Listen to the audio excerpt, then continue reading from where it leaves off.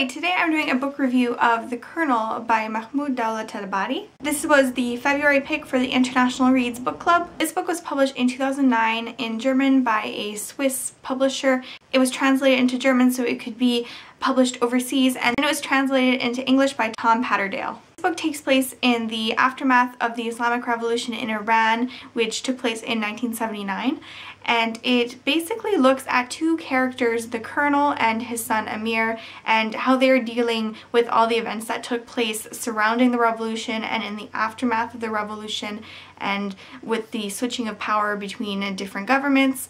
It looks especially at their family, so the Colonel's other children and what happened to them. All of the children in this family and the father all participated in a different way in the revolution, and they were all in different groups, and in the aftermath of this, a lot of bad things happened to many of the characters in this family. So the style is a bit peculiar.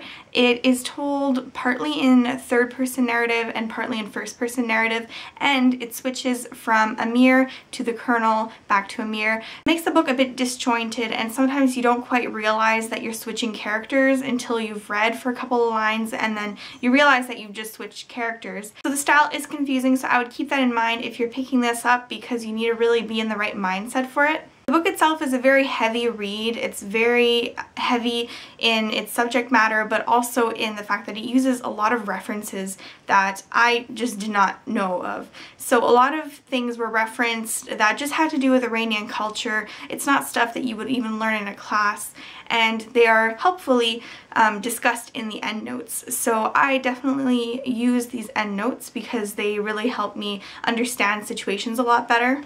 This book really looks at the aftermath of the revolution, and to me that's just a really interesting topic because revolutions are just inherently very violent, and it really impacts every aspect of society. So to see how it impacted this one family and the different members of that family who all had such different views politically really interested me. And the fact that we jumped into first-person narrative and went basically into Amir's head, I found was really well done and really kept me captivated while reading the story. I know there are a lot of things that flew right over my head.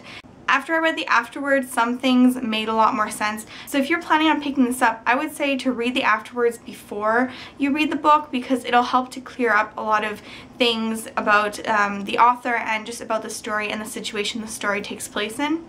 I wouldn't worry about it spoiling you because it's really not the kind of book that you could be spoiled. You know bad things happen, and you already know from the beginning a lot of the things that end up taking place later on in the story. Overall, I really enjoyed this read. I thought it was very worthwhile, and after I read it, I felt good about having read it.